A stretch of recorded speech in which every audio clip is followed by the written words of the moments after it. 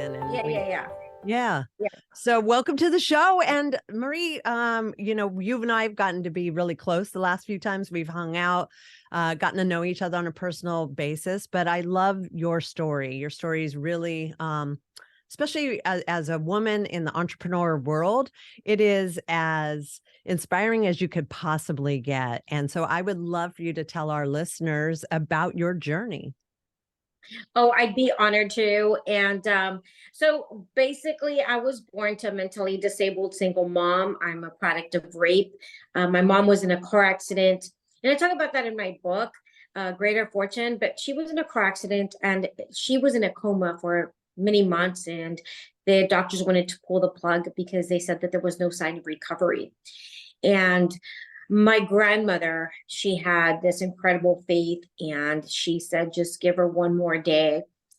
And, Ed Milet, he always says, the power of one more day. Well, that was my grandmother. And, you and I were both at that Create event where Yeah. you heard me share that. And I was able to, I spoke after Ed Milet. And so, but yes, my grandmother, she wanted one more day. And the very next day, my mom opened her eyes and she learned how to walk, talk, and how to do everything all over again. Wait, can I just And interrupt you right there before we move on? Yes, I remember asking you, I was like, Marie, you're going to follow Ed Milet? Are you sure? Like, that's a really tough act to follow. And you're like, I totally got this. I'm fine. And you totally did have it. And you had everybody so intrigued and inspired. And even after you spoke, coming up to you for your books and for praying and everything, it was really cool to see you have that big of an impact as Ed Milet. thank you. Thank you. Yeah, when Ken says you're gonna go last, I'm like, okay. He goes, Yeah, you need to you're go totally last. I'm like, fine. Yeah. okay, I'm fine. Yeah, you were So fine with whatever. You're like a pro.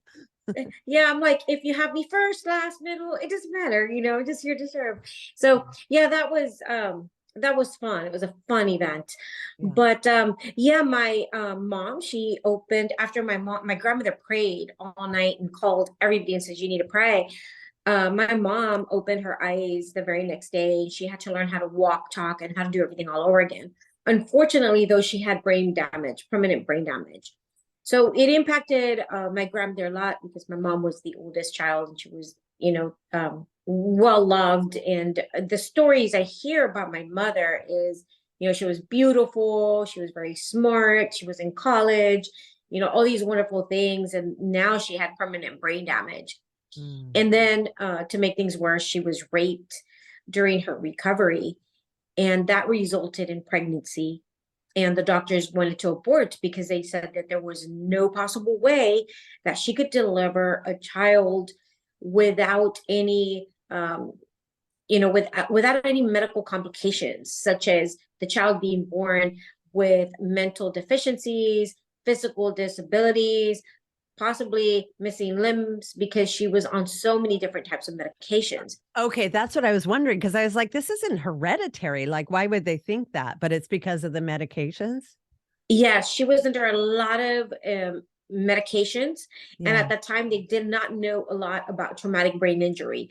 So Oh, the way they treated traumatic brain injury was through electric shock treatment and through medication, like hardcore medications. So wow. she was on everything from Valium to anxiety meds, and the medications back then were really strong. She was under 20 different medications that she was under. Oh, yeah. I mean, From like Thorazine and all that. That was normal. And that stuff is so heavy. right. So Oh. she was on all of that, and And they the just didn't. medical and the shock. I mean, I can't even imagine like they don't even do that often anymore because of the damage that could be done. Exactly. And back then it was just like, I mean, it was hardcore. Yeah. Um, I put my notifications on, and somehow, I'm sorry if it was an interruption there, but You're right. um, anyway, yeah. So it was like, yeah, the healthcare that she was receiving was really strong, and they just knew that there was a guarantee that the child was going to be born abnormal because of the medication she was on. And so they said, we're going to have to abort. And my mom says, no, God saved my life. I'm not going to take the life that's going inside of me. And the doctor's like, well, you don't understand. This is what's going to happen.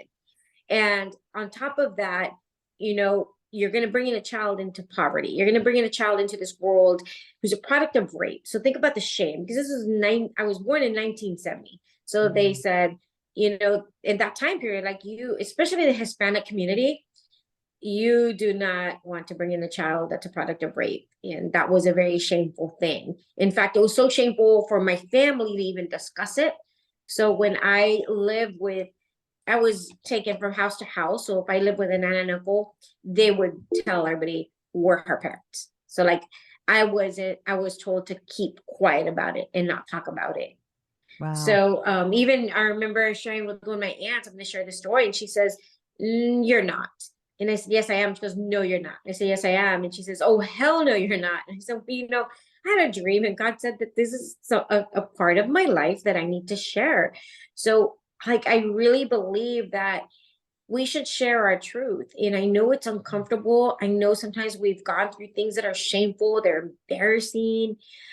But when you share that, and maybe not to the public, maybe it's just, you know, to your closest friends or to your family or even to yourself, it's so freeing. So for me, it has been so freeing. But it was such a shameful thing that we didn't talk about it. You know, family members, they knew that it's not something that was discussed. It was something that was kept private.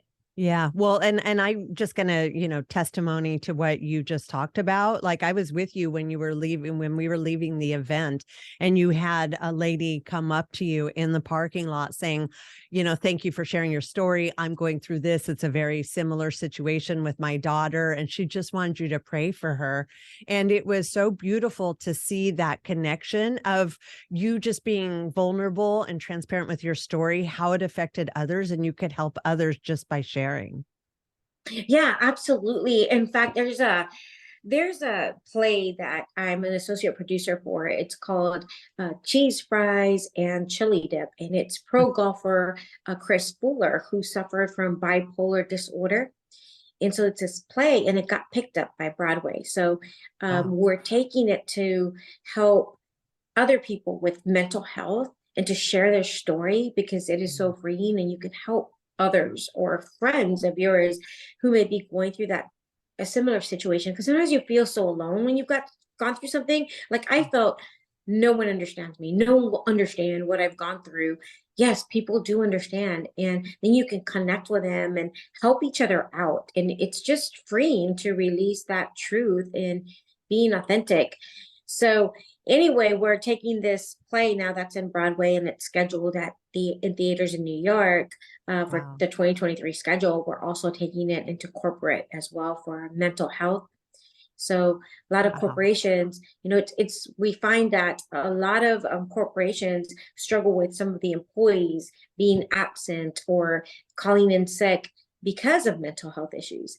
But if you're able to provide something fun, and it's a comedy play, so it's entertaining, it's funny, it's hilarious, and then at the same time it brings awareness to mental health, and it's just a great play. I It's think so that's helpful. amazing, because if you're going to get people interested in such a serious topic, and not to make light of it, but I think that helps people connect and be willing to listen and to talk about it. And I agree. I think mental health, I talk about this all the time, is at a highest ever since the pandemic. Like what was already, pretty bad is like exponentially worse since then.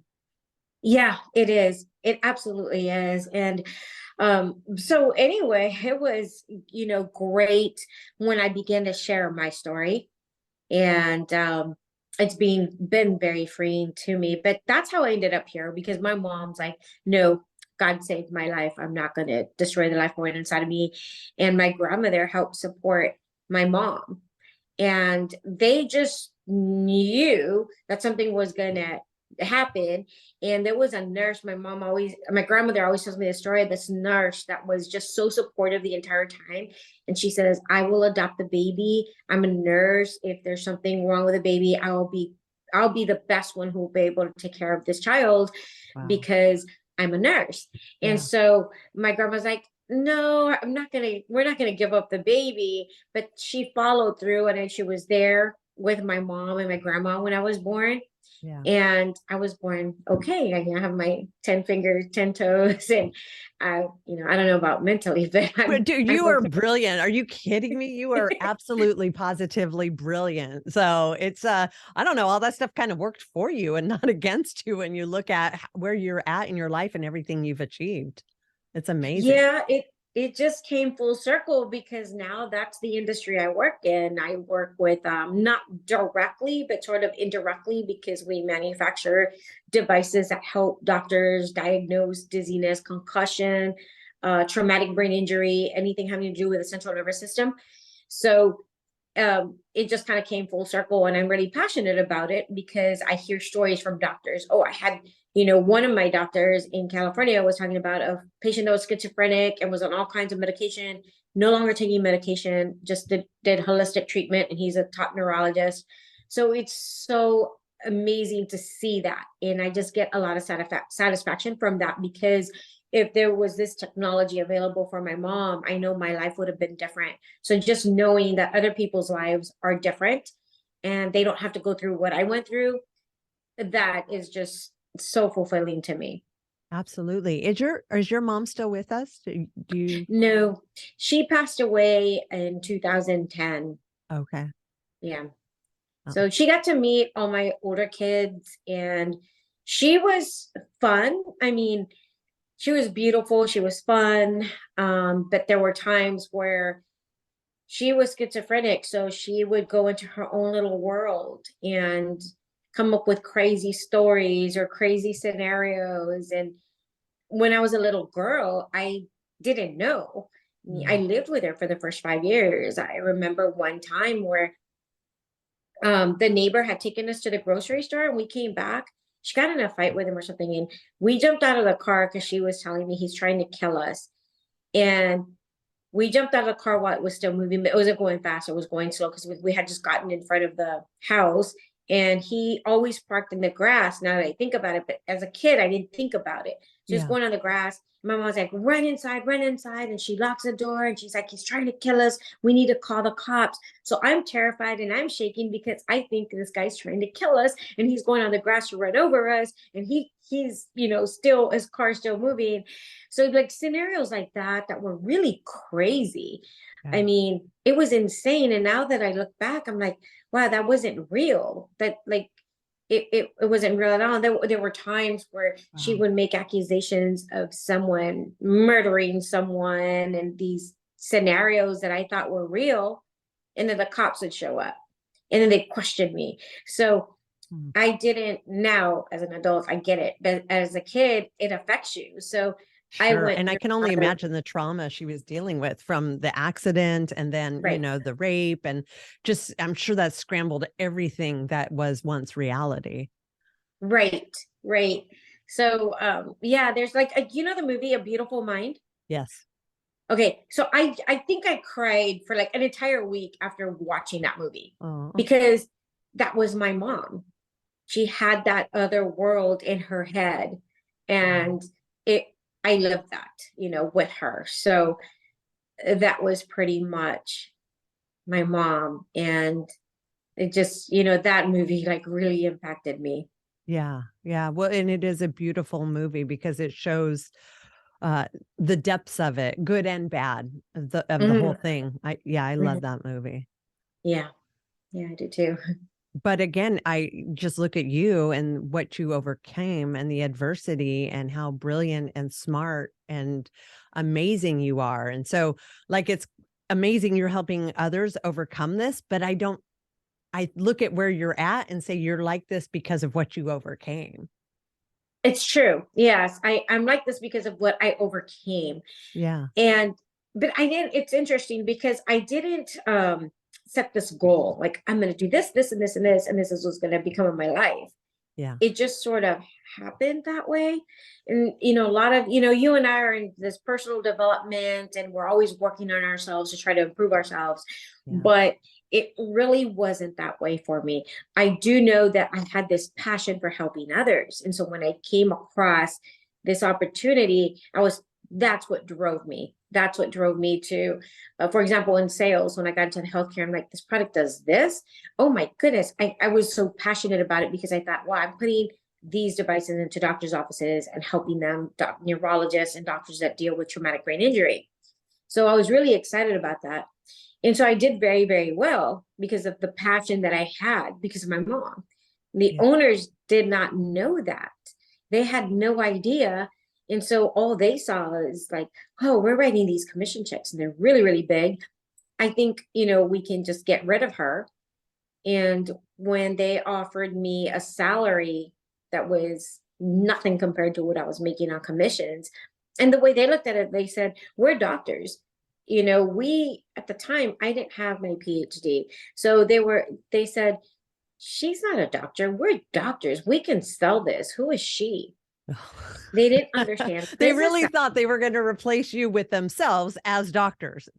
Yes, because they thought doctors will buy from doctors. We don't need her. And they told me the reason you're selling so much is because it's a great product, which it was. That's true. I mean, I couldn't have sold so much if it wasn't a great product. Sure. But they didn't understand the dynamics of selling, so when they didn't understand the passion. So when I had this passion, I didn't go to sell equipment. In my mind, I'm thinking, wow, I'm picturing a patient that went through what my mom went through, and they're going to get this help. So I go in more as a consultant with a doctor, like, what are you doing with this patient? And wouldn't it be amazing if you could help them? And they're like, yeah, that would be amazing.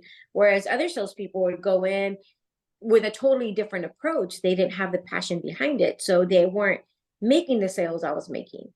Right. But they didn't see it that way and they didn't understand it. So they let me go. And then I had to start another company, and I started it from scratch. And it was, there were some other speakers that day talking about heart rate variability, and that is a real thing. We all have our unique own signature. And so this device, it tested for a bunch of different biomarkers to identify diabetes, risk of stroke, heart attack, and things of that nature. Part of it was using heart rate variability and a plethysmography, as well as, which is blood flow, and different components. Was it like a device that people would wear? Because like I have my Whoop, right? And it measures my heart rate variability and a lot of things. Not everything you're saying, but it does a lot. Yes, it was similar, but it wasn't for everybody. So it was only for cardiologists, doctors that dealt with the heart, doctors that dealt with diabetes. So it was very specialized doctors. So they would wear an EKG. So they would wear the EKG, plethysmography. We would blood pressure cuffs in the extremities, upper and lower extremities. So we would, and through that, we were able to, you could see if someone had suffered like a heart attack in the past, because everybody's heart is completely unique. Everybody's heartbeat is unique. Nobody's beats the same. It's very interesting. Yeah, I heard that at that conference. I'd never heard that before. I mean, I know mine is super rare and weird, but I didn't know everybody's heart was actually beat was different. It like is. a snowflake. Everybody has their own unique energy signature, and it's true. You can.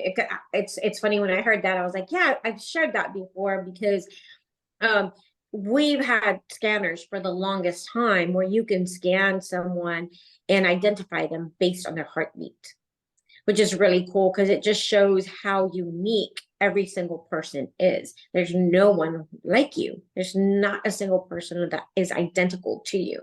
So that's cool, really, but also kind of creepy. Like very big brothery. It's like, oh, that's fine. We don't need facial recognition. We know that heart.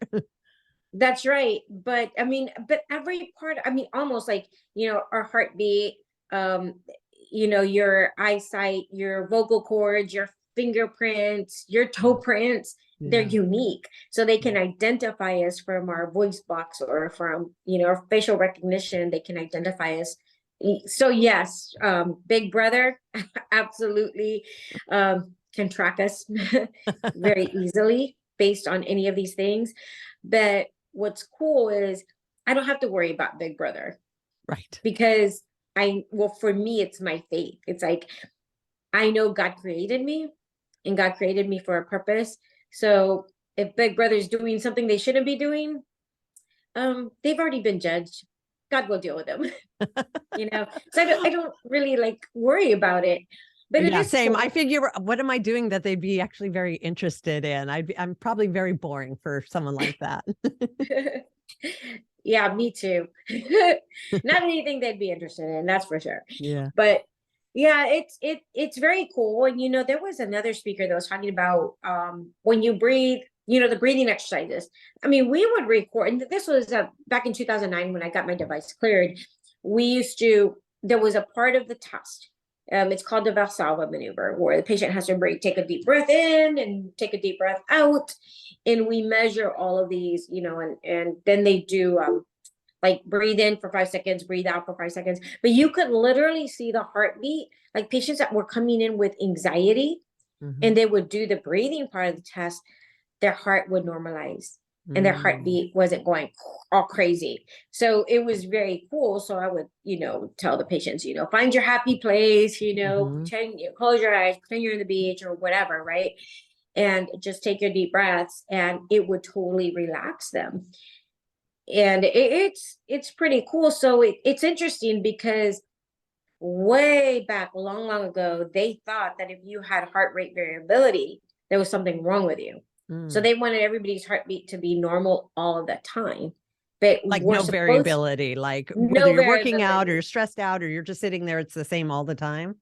Yeah, that's what they thought. Yeah. But then they discovered, like, no, you want to have that. If you're running, you need to have that variability to compensate, So Yep. it's it's very cool, the technology we have, which now we have it in our watches and we have all that. But Sure. that company that I started was FDA cleared, and so it was actual EKG. So it's a bit more sensitive than your watch, and it gave a lot more details. Yeah, a lot more accurate. Like my watch Yeah. half the time, it's like I don't even trust it, but yeah, no, that makes sense. Yeah, but I mean, we do have the technology to measure all of that. So I think that just shows um, how important you are, and how important everyone is who's listening, because we tend to, this is going to be crazy to say this, but I wasn't born and raised a Christian, and not all Christians are this way. But I feel that sometimes as Christians, we can be judgmental. Like, Mm. oh, oh, did you see what they did? They're going to go to hell. Or, you know what? I'm never going to forgive this person because they're so awful and what they did was so bad. Mm. And when you think about how unique each one of us is, and I remember that verse in the Bible. It says, pray for your enemies. Well, why would you pray for your enemies? Well, because if you pray for them and they change and they have a change of heart, then they're not your enemy anymore. Mm. And when you think about the value that everyone has, even the people that we really don't like, they do have value. Yeah. They do have value. And they're just at a different point in their lives. That's how we should pray for them. And, Yeah, not and so not that dissimilar to like with my business, which is handling people with addiction. If they were forever judged as the person they used to be and the horrific things that they did in their addiction, there would be no redemption for them ever. And so this is part of, allowing people to love them despite themselves and hope that they, because of that love and in themselves as well, find it to overcome whatever they were doing that wasn't necessarily like the greatest good. right. Exactly. Exactly. And, I just think that for me, my faith has helped me see that in people, Mm. where I've come from, because I became a Christian, what was it, 19? Like, I got baptized when I was 19, but I became a Christian, or gave my life to Christ before that. But it's been a long process. And I was in this very judgmental denomination where it's like, oh, they're doing this or they're doing that. And it's like, shouldn't we be praying for them? And so I think that seeing the science and where we've come, and how far we've come along, should help everyone become more empathetic and have more sympathy for each other and be there for each other, regardless of what they're going through or regardless of what they're doing. Because either, my belief system is either you believe in, in God, or you don't, right? Yeah. There's just two choices. And that's it. I don't look at it as that person is evil. They don't deserve this or they don't deserve that. I feel like we should pray for them, be for them. Doesn't mean be there for them, I mean, but it doesn't mean that if they're destructive or toxic, they have to be a part of our lives. We could still be for them if we pray for them, or, you know, they're in need, get the resources that they need, Yeah. say someone who's going through domestic violence and maybe she's a drug addict as well. And so it's not safe to bring her into your home, but you can provide someone with those resources, like an addiction center like yours, right? Right. And then get her the resources to stay away from that domestic violence situation and get resources for that person that's abusive and get them into some type of treatment program. Doesn't mean we have to bring them into our home, but we can provide the resources just like you're doing, providing the resources through your clinic. Yeah. Well, and I think that just goes to anybody. It's just setting healthy boundaries and not getting like, it's kind of like the drowning man. It's like, you can't get drug under trying to save somebody else. You can do everything you can to facilitate them getting help, but you can't endanger yourself in the process. Right. And I think we have a hard time as a society differentiating that. We feel like, oh, well, what do you mean I gotta forgive this person? Or what do you mean I've got to pray for this person? Or I'm not gonna bring him. Well, that's not what that means. You Mm. know, that, Well, we're supposed to, it's like if someone comes into your house, front door, and they're like, oh, I need shoes and I'm hungry and I'm cold. And you just, oh, I'll pray for you and shut the door. It's like, no, give him a blanket, give him some shoes, give him some food, yeah. and help him out. Yeah. And maybe get them a room down the road at the motel, not necessarily Yeah, in your house, but do exactly. something. Well, it's Yes. interesting you brought that up because that was one of the questions that was asked of you because of this company who you had passionately sold this device for so long, and they fired you. People asked you, were you resentful of them, or do you still hold some type of grudge or feelings against them because of that situation? No, not at all. So the way I looked at it is their mindset was they were looking at the money going out, not the money coming in. Big Yeah. mistake. A lot of I coach so many businesses, and I remember I was at a doctor's office coaching him, and he's like, I'm paying my marketing person, I don't know, $5,000, $10,000 a month. I don't remember the exact number. And they're like, it's too much money, and I'm just tired of paying them this fee. And I said, where were you before you hired them? And they're like, well, we were in the red. Where are you now? We're in the black. And I asked, okay, so how much revenue is coming in since now that you have her? Oh, well, we're so much more ahead and we're still in the black ever since we've had her. So that's the way you should look at your business, and a lot of times people look at what's going on out, not looking at what profitability that person or that employee is bringing into your business. Yeah. So I think that's a big mistake. So that's the way they were looking at it, because clinicians, they don't take business course in school or in college at university.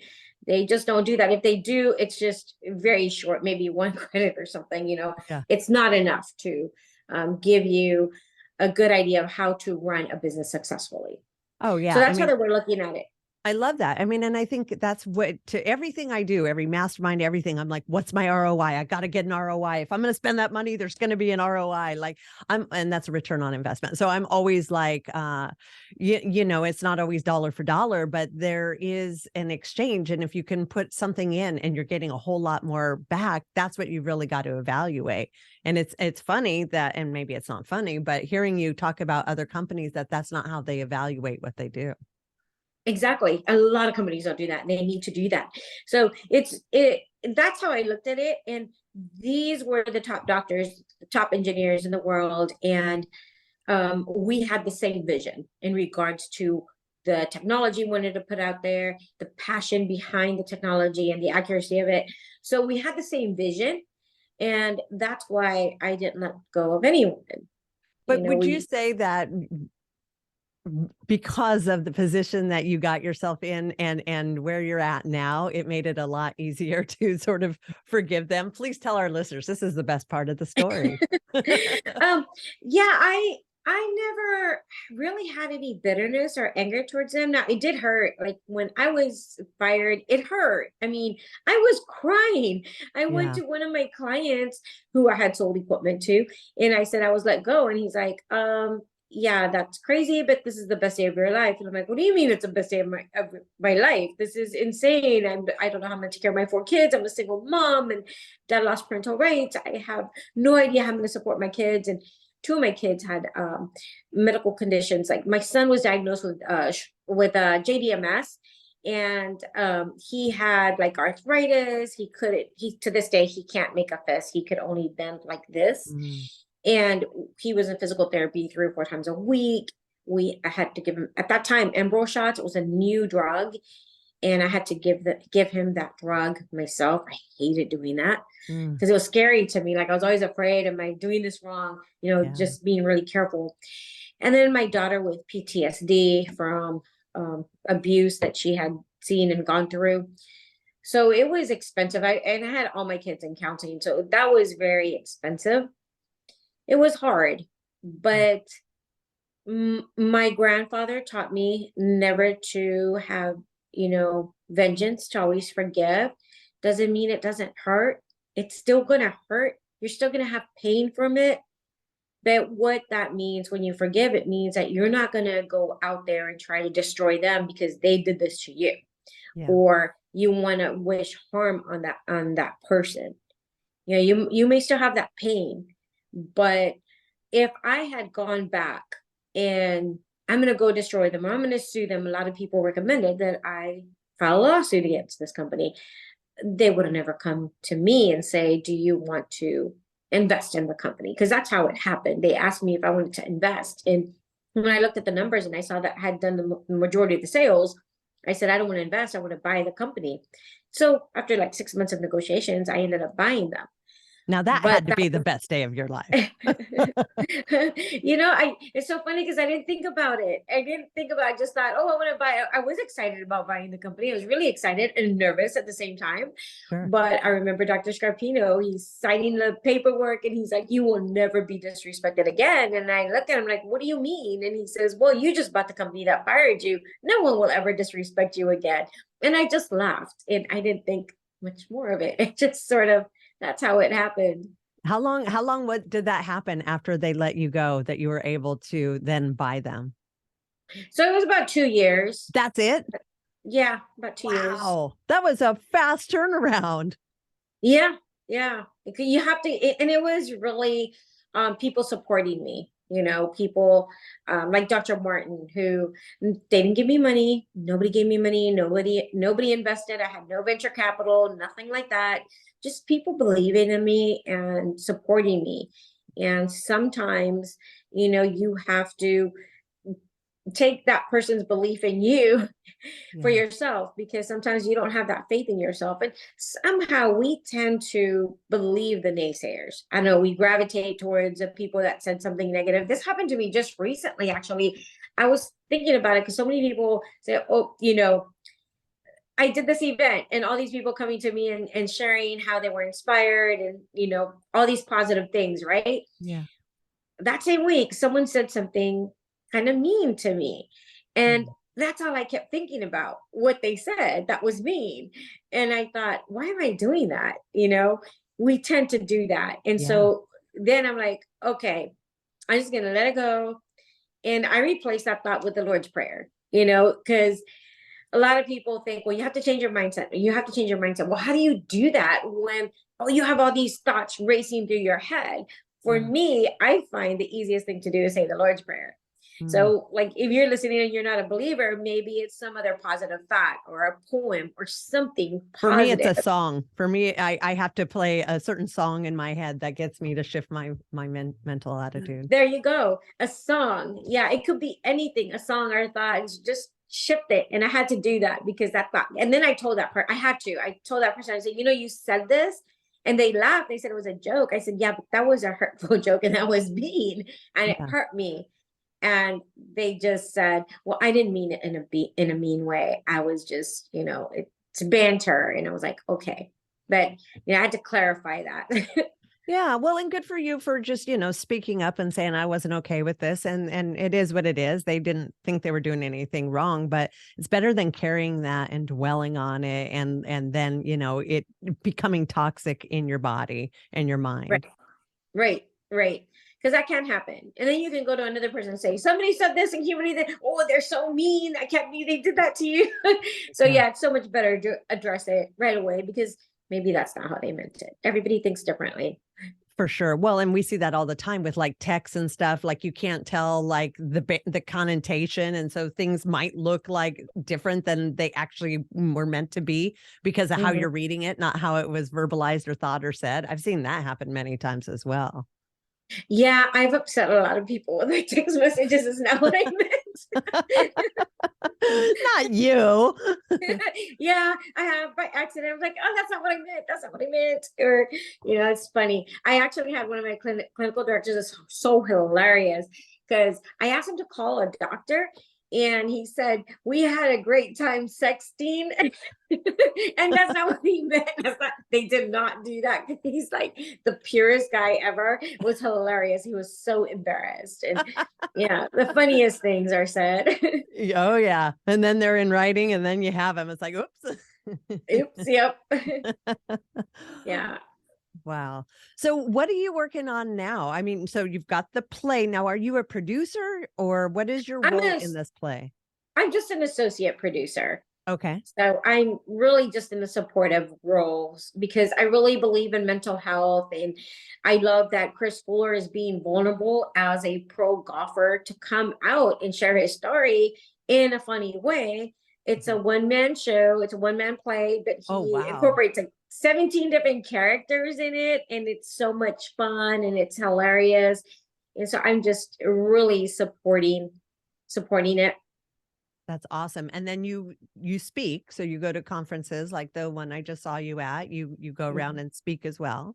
Yes, I do speaking. I speak for corporations. And I'm also an executive coach, so I coach businesses, because my business is pretty much self-running. I mean, Yeah. there are things that I have to do. There are, I have to be part of clinical validations and things of that nature, FDA type stuff. But for the most part, I have, a great team that takes care of everything. So with my free time, that's what I enjoy doing. I love, speaking, and I speak at schools as well. So that's a lot of fun. And when did you find the time to get your PhD? Like, everything I'm hearing for kids, this, that, business, and I didn't even have my PhD yet. Like, when did you find time for that? So I have been going to school since I used to work at USAA. It's insurance for the military. Mm, And when I got my job there, is I was marketing director. This was before I got into the healthcare, and I had to leave that job because domestic violence. So I was managing a $600 million marketing budget. But I remember when I got hired, they said you must have a degree, and you have to have a master's degree. You don't have a degree, but you scored the highest on all the tests. So we're going to hire you. Don't tell anybody, and we're going to pay for your college. So I mm, began taking courses. And since I didn't want to get a degree in marketing, I didn't want to get a degree in business. I started taking psychology courses. I wanted to get a degree in something that I'm like, already doing business. I'm already doing this. So I don't mhm. want a degree in this. I ended up with a PhD in business, but I I've taken so many psychology courses, and I have so many certifications, human behavioral consultant, you name it. But that's when I started um, taking courses little by little at night is when I would do it, and would do it online. And at USA, they had online and they also had on site. So the universities, because USA is such a big company Yeah. and it's in San Antonio, and so my PhD is from Trinity, the universities would come in and they would have classes there. So for the employees, which is really cool. And then I took every course they had, because they were really big in personal development. So Mm. they would have courses on negotiation, for example. So I would take that. So any courses that they had, I took all of them. That makes And sense, because I was wondering, where did you learn to do sales so good? Because that it seems like something you were just naturally really good at, and I know you had a passion for it, but that's also a specialized kind of skill. So would you say that comes from like the negotiation courses and things like that? well, sales, now that I think about it, came from me working with my grandmother when I was a little kid. My grandmother had she had several beauty salons. She had a bunch of salons, and I just being around her after school, she took care of me, so I would spend time with her in her beauty salon. And I think, and then also she had um she had a lot of antiques that she collected, and she Mhm. would sell these antiques and antique jewelry and fur coats, minks, and things like that at an indoor flea market. She would give me $100 and for the day, and whatever I sold, I'd get bonuses. So for a little kid, that's a lot of money. And I Yeah. started like at 10 years old. So I would help her. She would price things out, and then she would tell me, this is what you can reduce it for, because she loved to shop. So while I was there with her booth, she was out, and she had like huge, and sometimes she would do like a big booth that was like a little store in there. So she had her coats and then the jewelry and the antiques and everything. So I learned a lot and how to look at, if it's authentic, if it's not authentic. And so people would come back, and then I learned to negotiate. I would say, well, there was three people that were looking at this piece, and this is the price my grandmother said that this is the lowest price I can go, but she's not coming back today. And there's two other ladies that they told me they're going to come back with the down payment on it or something or whatever, right? Yeah. And I think that's where I learned my negotiation skills was from That's the flea amazing. market. You were hustling. I was hustling because I had to buy my own clothes. Yeah. I nobody Now I think about it, well, my grandmother bought me my clothes, but once I turned, once you get into junior high, she would buy me clothes at the flea market. You don't want to wear clothes from the flea market. You No. want to wear Calvin Klein. Well, when I Oh was a yeah. kid, it When was we grew up, Calvin it was all about the name brands. Like it Yeah. was So when I ridiculous. was a kid, it was Calvin DoorDash. Klein. Yeah. Yeah, Jordache Vanderbilt. So Yeah. I wanted my clothes, but I had to buy my own. So I would hustle so that I can buy my own clothes and buy that name brand clothes. Oh So, yeah. yep. Polo, like, oh God, I remember it was all about the name brands. And it was so funny because my daughter does not care at all about name brands. It means absolutely nothing to her. But when we were growing up, it was really significant. It was. Yes, it was awkward if you didn't have your Calvin Klein jeans, right? Right. Well, and that's probably why it was significant, because you and I were super poor. So we were always like, we didn't want to look like the poor kids, because my mom would make my clothes. And I'm like, dude, I can't go to school in homemade clothes. Like once I hit middle school, I was like, this can't keep happening. My grandmother too would have clothes made for me because there was a seamstress down the street. And I see like pictures when I was a little girl with these little tops that were homemade and Yeah. little shorts, like little sets that were homemade. Yeah, I was like, I'm not wearing that in junior high. Exactly. Or could you like sew a little tag in there so it looks like it's like a name brand? Yeah. Yeah. Were you also a latchkey kid like I was? Not really. I spent most of my time at the beauty salon after Oh, school. okay. Yeah, my grandma would pick me up. When I lived with my mom, she would forget about me sometimes and leave me in the playground and it'd get dark and I'd be like, where's my mom? And I was so scared. I remember one time the principal was like coming and he's talking to me, but I was afraid of him. I was afraid of men. And so I ran and I hid. And then finally my mom got there. Oh my But gosh. Well, I can um imagine you're all by yourself and then there's like men like approaching you in this like enclosed area. How scary. yeah, it was not good. But yeah, for the most part, I stayed with my grandma at the beauty salon, unless I was with my mom. On weekends, I stayed with my mom, and she would leave me alone. She would leave me alone a lot. Yeah. So, So um, you yeah, had to fend for yourself quite a bit. yeah, yeah. Would you say you were born this smart, or you just had a propensity for learning or reading, or there was something that put you on the learning path? So I don't think I was No, I definitely was not born smart. And if you looked at my grades in school, I struggled because I was a daydreamer. I just didn't enjoy school, but I Yeah. loved to read. And my grandfather had a barbershop next to my grandma's beauty salon. And he had National Geographic magazines that I would read all the time. I loved them. They were my favorite. And comic books. So that's how I got into comic books. And Batman. You saw my shoes. I was wearing the Batman Those are shoes, great Batman and shoes. Robin Yeah. shoes. Yeah, so that's where my love for comic books grew because I would Mhm. read the comic books, and every kid that got a haircut would get a comic book.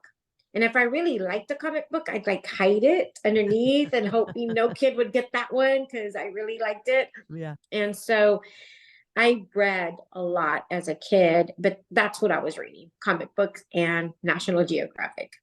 In the Yeah. newspaper, because my grandmother read the newspaper every day. And then Yeah. I got to reading books when I was a teenager.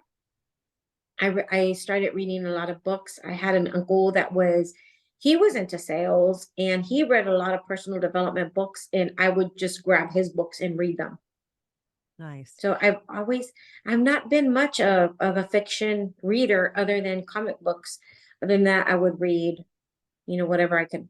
The encyclopedia back in the day, we didn't have Google. We Yeah. had encyclopedias. I loved encyclopedias. So I used to love to read the encyclopedia. It was weird. It was just like my fun time was reading the encyclopedia. Totally. My grandma had that whole set. And I remember I would just grab some random letter and close my eyes and just like pick something and then read about it.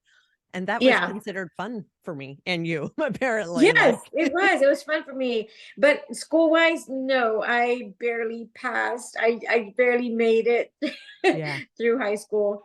Well, and same, and I often say, like, the thing that put me in that intellectual state was the reading. Like, I would go to the library and we'd spend all Sunday just reading books, and, like, that was my whole early education was reading, but it's amazing how much it teaches you because you're learning complicated words and how to speak correctly and proper grammar, and then with that, a lot of really useful or useless knowledge, but at least it was getting our brains to grow at a right rate. Yep, yep. I think, for like you and I, or at least for me for school, Yeah.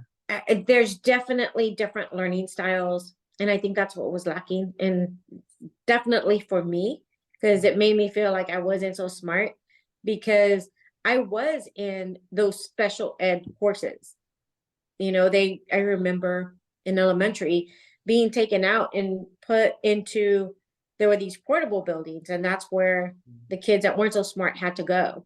And they would take me out and put me there. But then when I got to high school, it was really weird because computer programming, I had 100 in that class. Or marine biology, I had 100. And I think about, why did I have 100 in those courses? And I think it's the way it was taught. They taught according to my learning style. Right.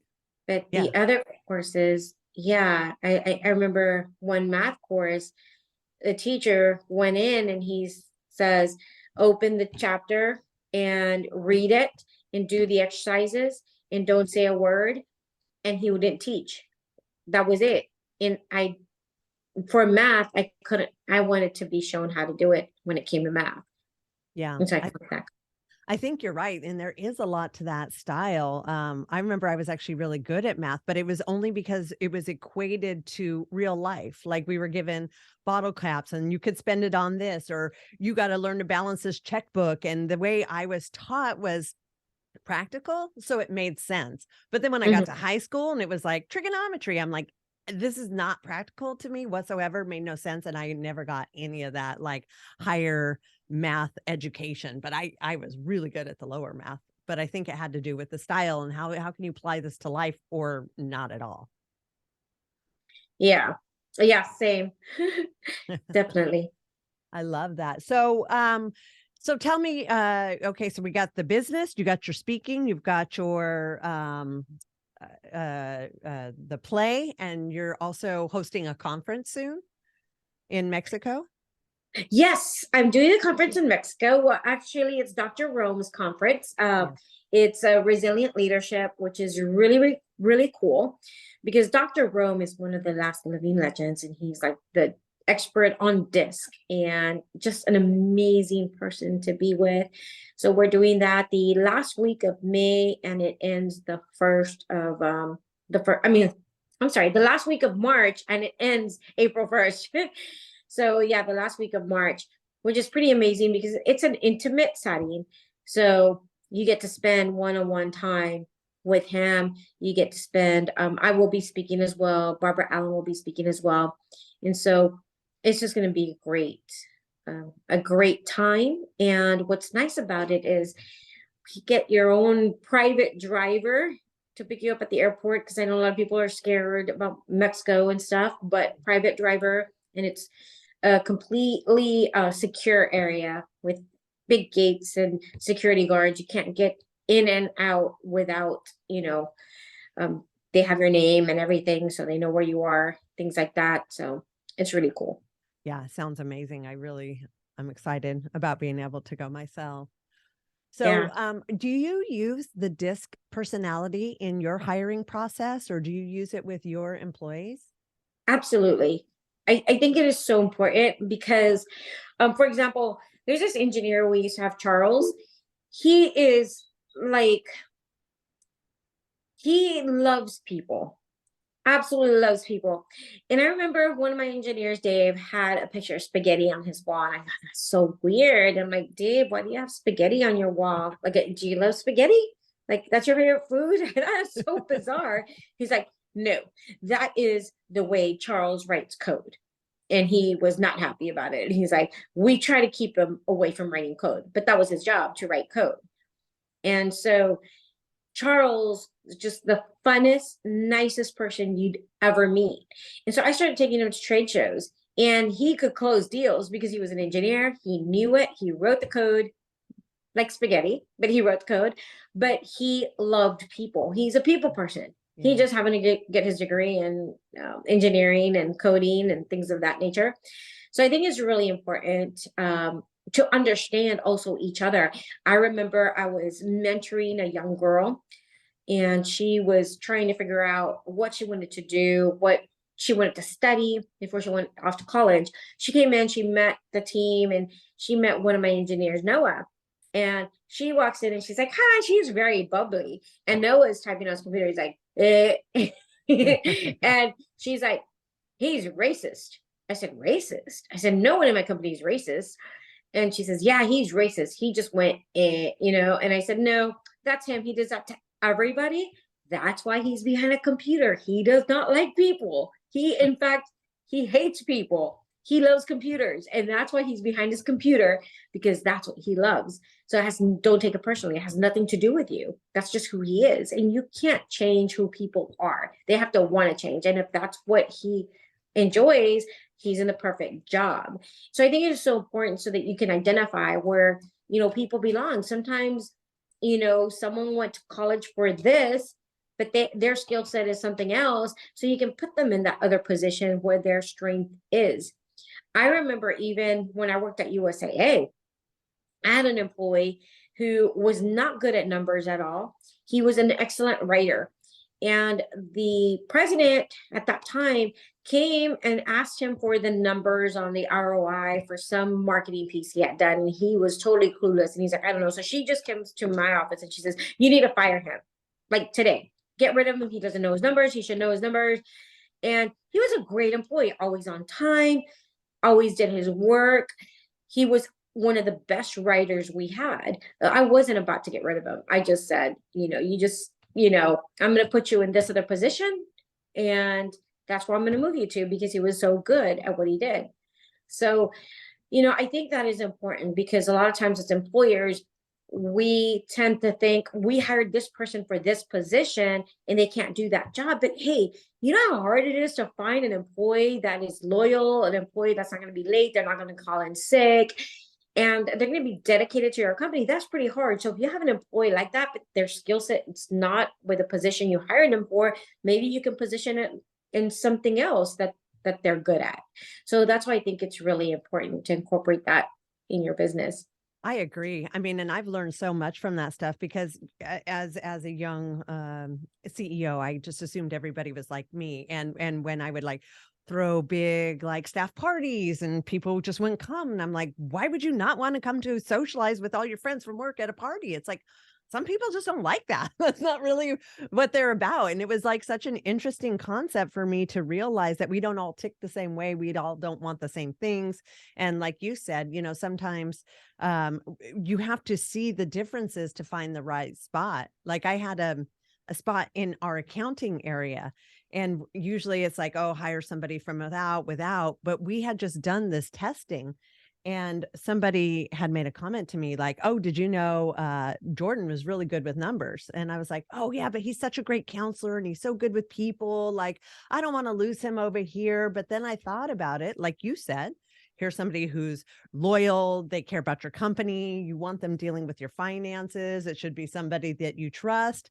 And I made that transition with him to numbers, and he's absolutely killed it. It comes so naturally and easy for him. And, he still works in my finance department today, but it's because of that testing that I was able to set him up in something that he really has found a passion and purpose for himself as well. That is awesome. That's great. Yeah. So yeah, I'm all for it too. Not recently, I did that disc test. I'm going to send you my results. You tell me what you think. We'll do that next time we talk. No. You know what? Yeah, it's so funny because I do a lot of interviews with Fox News. And so sometimes on TV, I was told you need to have a light so that, it lights up the way it should. Right. So I have this light and I just dropped it. I saw it. We have the same light. We were like, oh, we know that light. We know that light. Yep. Yeah, absolutely. Yep. Awesome. Well, Marie, you have been absolutely amazing. I have thoroughly enjoyed having you on the show. And yeah, I guess that's it. I'm just super stoked to have you. Thanks for coming on. Is there anything else that you would like our listeners to know, or we haven't talked about, or any burning thing? No, that's, if y'all want to follow me, I'm a resilient expert on all social media, Twitter, Facebook, Instagram. And I do have my book. It's called Greater Fortune, Essential Lessons from the Entrepreneur Who Bought the Company That Fired Her. And you can get this on Amazon. Oh, you got it too. Yeah, I got the book. I got the nice little autograph inside. Yeah, so you can get that. And I share a lot of strategies that I use to buy the company that fired me in the book. So it will be helpful to you. Also, you donate the proceeds of this book, don't you? I do donate them to, it's called lovemissions.net.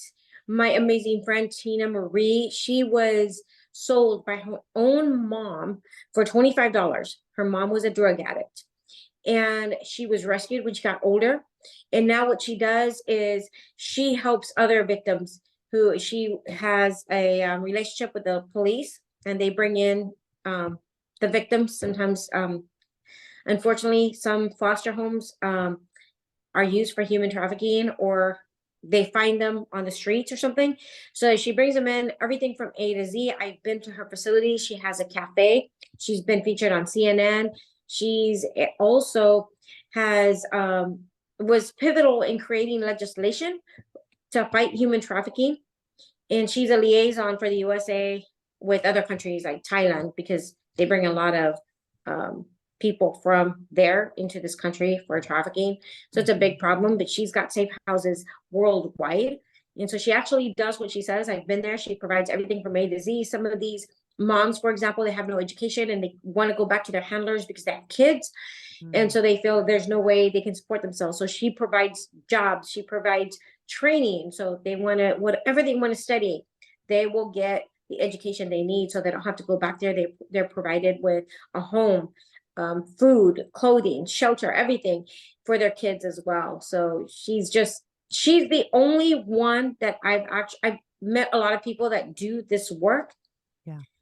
But when I go see their facilities, I don't see what they're doing. And this is the only place that I've actually seen it. Like, she's actually doing the work, and she actually has her cafe.